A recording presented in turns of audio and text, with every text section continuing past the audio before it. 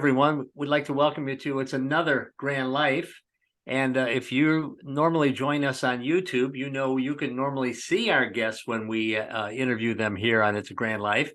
But today, due to the nature of our guest and the wonderful organization that she represents, she's going to be anonymous because she represents Families Anonymous.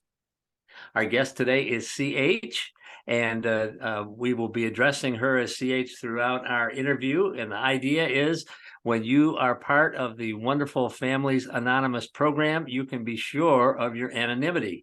And that's very important when you're dealing with folks in some challenging situations and what have you. And we just can't wait to welcome CH here to It's a Grand Life, and can't wait to hear what is Families Anonymous. Thanks so much for joining us.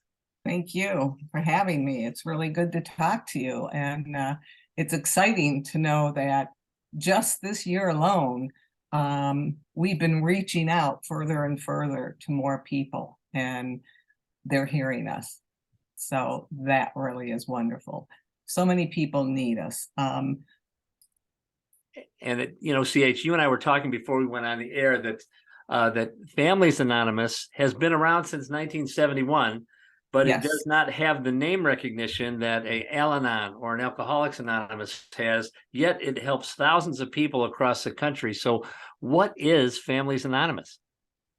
Families Anonymous is a program for anybody who has known the pain of addiction, whether it's family, friend. They are welcome into our group because it's a family illness and everyone has to deal with it. And our Families Anonymous members have to be in their own recovery. And so often they say, well, I'm not the addict. I don't need recovery. Yes, we do need recovery. Addiction has touched our life. It's hurt our life. We need to learn how to handle it, deal with it, live with it, and how to not let it destroy us, because it does destroy entire families, and it doesn't have to. If they met with us and listened to us and learned from us, they can carry on. The biggest issue is they can't fix the addict. People want to know how to fix them, right? And you can't fix them. And that's what we try to get them to realize. Well, how long does it take for a new member to Families Anonymous before they get that they can't change the addict? But that's part of your message from day one, isn't it, Yes. CH? Yes, it is. Everyone's different. Some people come in with some pretty good basic knowledge because they've been in a therapy situation, or they've been to a intake of some sort. Their loved one has been in rehab, so they picked up information along the way.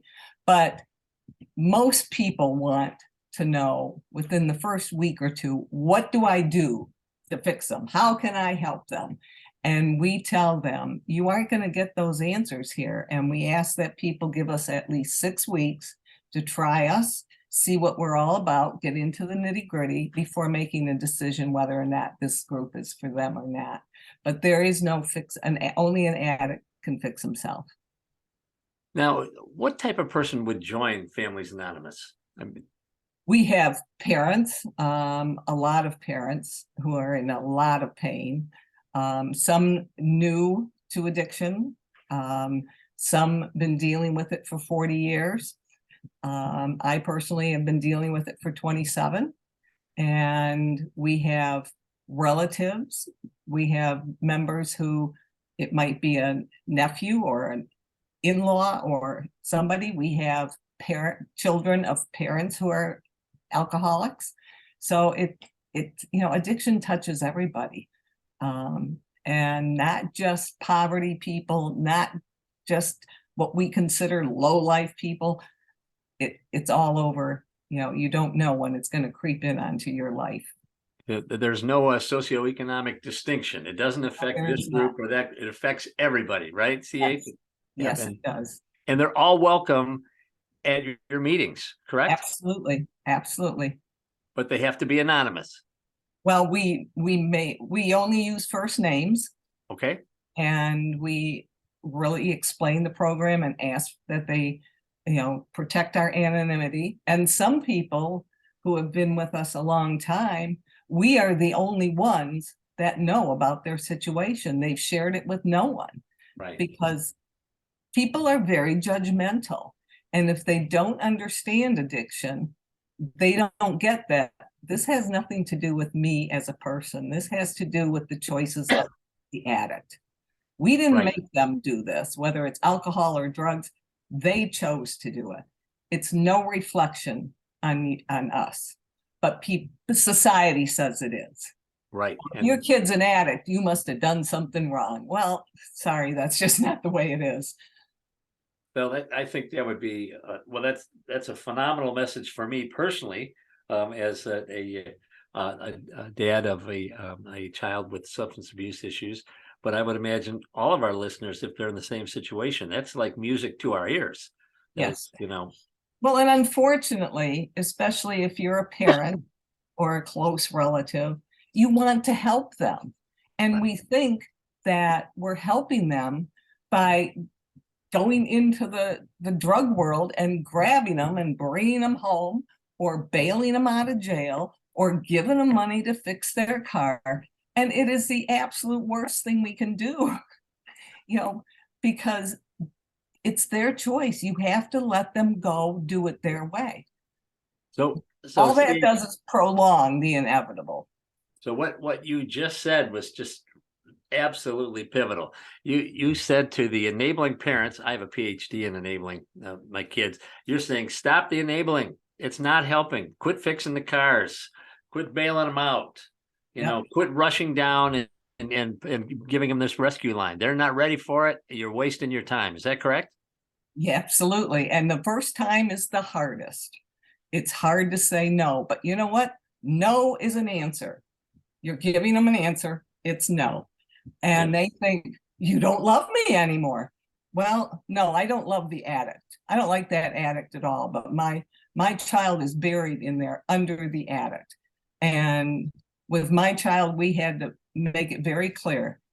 If you're living in the drug world, you may not live in mine, and I won't live in yours. So either you stay drug-free or you can't be in my life. Wasn't in my life for many years. Now, CH, you are very strong, and I love your presentation, and I love how you stand up for yourself. And how long did it take for you to get like that? I mean, were you always like that, or is this a new reborn version of CH, if you will? Well, I'm German, and I'm married to a Polish Irishman, so I think that had a lot to do with it. But I don't know. When we first discovered that my child was an addict, it was when they were 15 years old, and it didn't devastate me. I couldn't believe it. But immediately my husband and I went to seek help. What do we do? Where do we go? How can we help? Let's get some therapy. Let's do what we need to do. We wanted to provide tools to him to help him get out of this. Right. And so we didn't fall apart necessarily, although my very first FA meeting was the day that he decided to run away from home. Oh. And so I came home from work and he was gone. And I was devastated because I never expected that. And I wasn't hungry. I didn't eat. My husband ate something. He said, okay, let's go. I said, where are we going? He said, we're going to that FA meeting. I said, I can't go to that tonight. I'm beside myself. He said, it's where you need to be. And he literally dragged me kicking and screaming. And we went, and listening to everybody, it was very comforting. I was still very sad by my situation, but I wasn't alone. And it was nice to be with people who totally understood it. And you can say anything. You can say all the things you can't say in your life. You get to say them at FA, no matter what it is, because it stays there.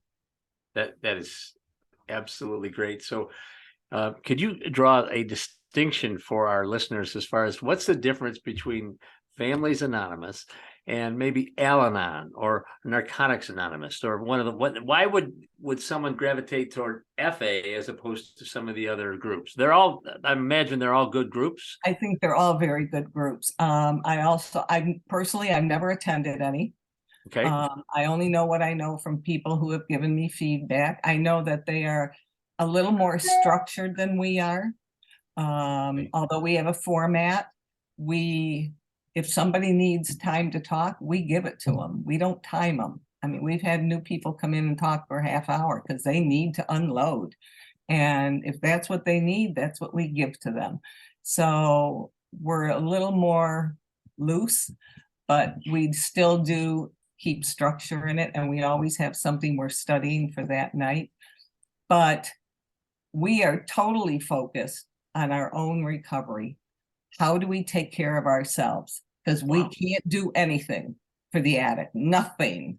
So this kind of turns everything. And, you know, a lot of people, and it's probably a terrible thing to say, but especially women, put themselves last, you know, and especially mothers and women, it's their baby, they got to take care of them, I got to fix them. And it's like, no, you got to take care of yourself. When you come into a meeting and you're just falling apart and you can't function, you got to take care of you and start fixing you. So when we say you have to get your own recovery program, immediately but I'm not an addict. No, you're not, but you're touched by it and you're in a lot of pain and you're not functioning. So guess what? You need recovery. And that's got to be like a glass of cold water for folks that have just been struggling with this on their own, and yes, and they can find a home at Families Anonymous, but are you folks at like a religious group of some sort or any? We refer to God only as everybody's chosen higher power. Okay. There are a lot of Christians in the group. A lot of people believe in nature or whatever, and that's fine. We do not judge. We do have our serenity prayer, which is addressed to God. But again, we inform them up front, you know, your higher power is whoever you have chosen it to be. So I've never found anyone that was offended by the fact that we made reference to God. But for a lot of us, that is how we got through it. And right. I know that is what got me through it. Was one of the biggest problems, because I am Christian, is I want to interfere with what God's doing. He's in charge. And why do I think I know more than he does? And so you keep getting in the way of his plan and things don't go well. As soon as I stepped out of the way and totally let go of everything is when everything started to change. And that's perfect. My son's recovery took off. And he's been in recovery for 13 years. He's very strong. He's very, very knowledgeable. He's very successful. So, but I was in the way. I just thought I was loving him. It's like you can love them without doing a thing for them. You actually love them through it. You never quit loving them, but stop doing for them. Stop saving them. Stop trying to help. I believe I sent you that. You sent me a lot of, there's about helping. What our job as a helper is. It's very different than what we think it's supposed to be. Right. It's about what they want you to be certain things, not do certain things, which I thought exactly. And which gets to that whole PhD in enabling I keep talking about. And if you could just help your members get that bit of strength, that would be invaluable. And so tell us, CH, what's the difference between, or what normally happens at an FA meeting, for example? And we all join. We're meeting at a church right now, which is very great that they because of COVID, we were asked to leave. We met at St. Mary Hospital and we couldn't. So we were meeting at Rotary Park in the nice weather. And it was really great to be outside with nature. But because of COVID, we found more and more people. We set up a Zoom and they were Zooming. So we were able to secure this church this year. It was great. They have offered us the room for a year, and so we've met there. But when you come in, if you are new, we have a welcome packet. We introduce ourselves. I'm usually there to welcome. And then we have an opening for our meeting, which talks about who we are, what we do. And then we have whatever we've chosen to study. We also have a book called Today, a Better Way. Okay. If you've ever heard of an alcoholic talk about the big black book, Yes. Yeah. this is our little red book. Okay. This is a book of daily inspirational readings. And many people, when they've obtained this book, have taken it home and read it from front to back. Wow. It is laid out under the 12 steps of recovery for Families Anonymous. And some people say they will just pick the book up one day, and it opens to a place which is exactly what they need to hear that day. I just opened it, and it opened to enabling. That's how funny. this book works. And enabling is my toughest character defect to give up, so we encourage people. It is the only thing we sell. Okay. We encourage people to take it home, look through it, come back next week. If you think it's for you, you can buy it. If not, you can return it. So we spend time doing our reading, and then we take turns talking about the reading, what we get out of it, or we may be working on one of the steps, and we give people a chance to talk. And so people talk about what's going on and what they need help with, and so we go around the room, and if you want to talk, great. If you don't, that's okay. And then when we're done, we have a closing, and we close with the Serenity Prayer. And Okay. the only support we get is donations from the members. We don't solicit any outside donations at all. So it's No. it's not a business. It is No. solely a ministry, if you will, to strengthen families, strengthen individuals, Yes. and give folks a home where they can go and share what's on their heart and get the type of encouragement they need to be stronger in dealing with their addicted or behavioral health oriented son or daughter. Correct? Yes. And no one person is really in charge. We don't have, a president, we have a woman who we consider to be our secretary treasurer, only because she handles the money. Right. She's got the bank account, she orders our supplies, but other than that, nobody is really in charge of anything. I have taken it upon myself, with permission from the group, to start trying to grow our group by doing such things as this iPod or podcast. That's great. So FA. I'm retired. I have time. Right. A lot of the people are still working, and they don't have time to do this, but you're retired, you got nothing else to do. Why not? So your organization is it nationwide? I know Yes. you're in the Metro Detroit area, and Yes. but you are nationwide. So Yes. and how can folks find out about it? Let's say someone's listening in Las Vegas. We've got folks in Vegas or Florida or Tennessee or wherever. How would they find out about a Families Anonymous chapter? What's the best way to do that? Familiesanonymous.org is their website, and you go to the website, and they have a drop-down menu that says meetings, and you go into that, and it will list all the meetings available throughout the country. Okay. And I have attended some meetings out of state. We actually, about a month ago, had a couple join us from Texas. Okay.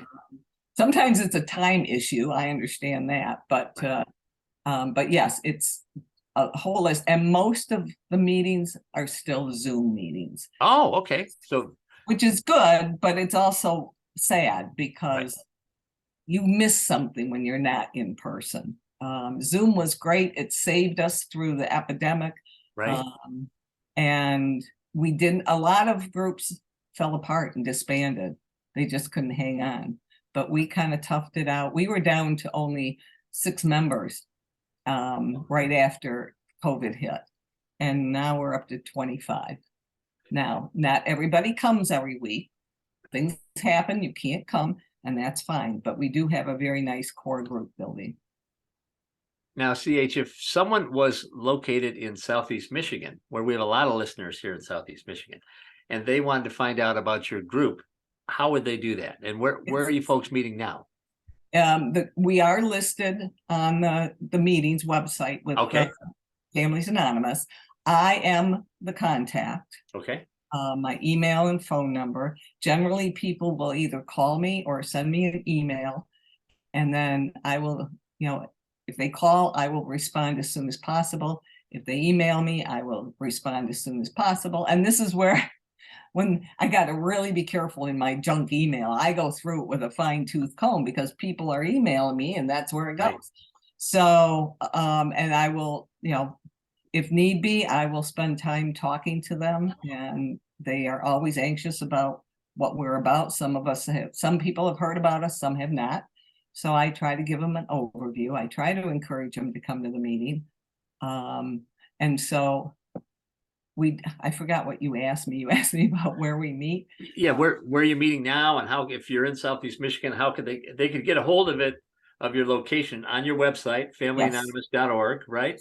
Yes, they can. And it'll probably be at the bottom of the screen when the podcast is aired, so folks can find that. But you're meeting right in the Northville area, right? Yes, we meet at Ward Presbyterian Church. Okay, and that's a absolutely great church with a ton of room. So bring your friends. Absolutely, yeah. We have a good sized room, and I still, and we still Zoom. We Zoom people in because it's so important that they be able to be a part of it. It isn't the best, but we do the best we can. I just last week was able to figure out, I use an iPad to Zoom people in, and I found out how to hook it up to the TV screen that was on the wall. So we can see people easier. Unfortunately, we have to move the iPad around because it won't pick up the entire group. But that's okay. We do what we have to do.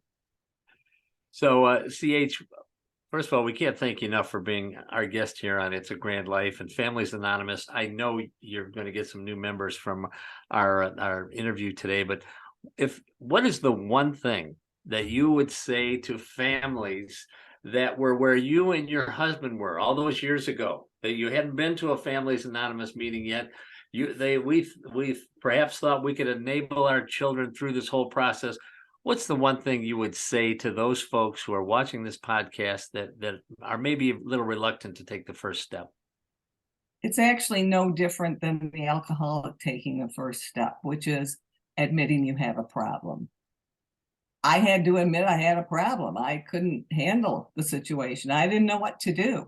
And taking that first step is very difficult, especially if you're alone. I have done it many times in my life. I have walked into a room of strangers all by myself, and it's not easy to do unless it's something you really, really want.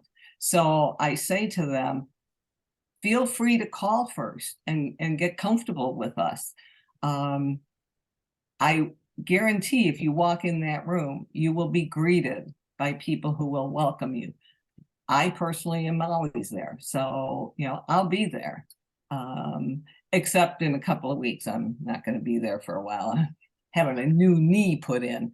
So, but it's taking the first step is the most difficult. But what they could call you, right? CH, they go to the website, they call you, and on the Families Anonymous website is my phone and my email information and our meeting place.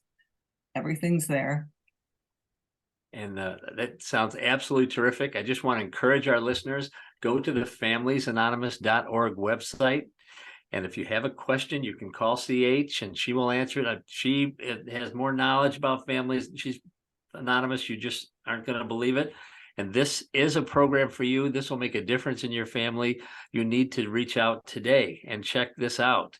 And I know it'll be a blessing, and it'll absolutely turn your situation around. A former guest on It's a Grand Life, Millie Dreisbach, who was just on last week, is involved in this group and just says wonderful things about it. So I just want to encourage all of our listeners, familiesanonymous.org. And CH, we just want to thank you so much for being our guest today. I hope you'll come back and give us an update on what's going on in Families Anonymous. If you ever have a special event, we want to showcase it here and see if we can't encourage all current members and future members that they have a home at Families Anonymous. And it's a new family, but it's going to be anonymous, and you can share as much as you want under this umbrella. But thank you so much for being our guest here on It's a Grand Life. Thank you for having me, Craig. I look forward to meeting with you again. Remember to never waste your pain. Your story can help others. That's the whole point of It's a Grand Life. Please reach out to me. I can be a blessing to you and pray for you, or help you connect to free resources that can make your journey a little easier. God can use your situation to bless others, even halfway around the world. Together, we have hope. And as my own grandma used to say, and she was always quoting biblical promises to me, but this one from Isaiah 26:3, He will keep him or her in perfect peace, whose mind is fixed on Him because he trusts in Him. Please make sure to subscribe on YouTube or wherever you get your podcasts so you don't miss an episode. I look forward to talking to you again real soon, but remember, with God's help, it's a grand life.